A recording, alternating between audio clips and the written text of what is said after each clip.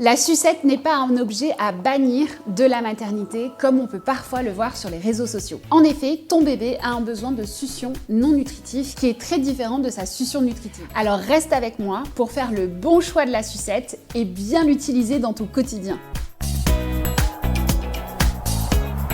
La sucette va assurer ce qu'on appelle la succion non nutritive du bébé. Et tu sais quoi, cette succion, elle a un rôle hyper important dans le quotidien de ton bébé.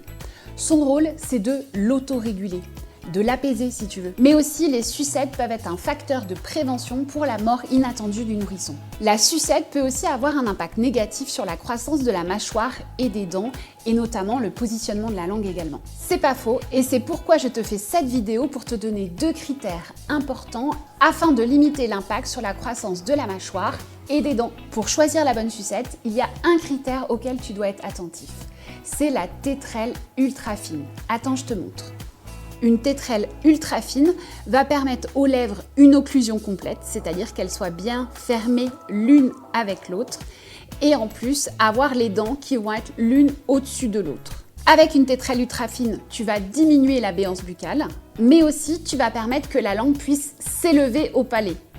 Imaginons que ceci est la bouche de bébé. Tu vois ses lèvres qui sont complètement fermées et tu vois un espace assez important pour permettre à la langue de monter au palais dans la bouche de ton bébé. Au-delà du choix de la sucette, il est aussi hyper important de faire attention comment on va l'utiliser dans notre quotidien. En effet, la sucette n'est pas un bouchon pour éviter à bébé de pleurer. Rappelez-vous que c'est son moyen d'expression. On va donc éviter dès qu'il pleure de lui proposer une sucette, mais il y a aussi d'autres moyens de l'autoréguler. Le bercement, les câlins, le pot à pot, et si cela est un échec, alors on peut lui proposer la sucette. Rappelle-toi aussi que la sucette, c'est essentiellement pour s'endormir et que quand tu lèves ton bébé, tu peux laisser la sucette dans le lit de bébé.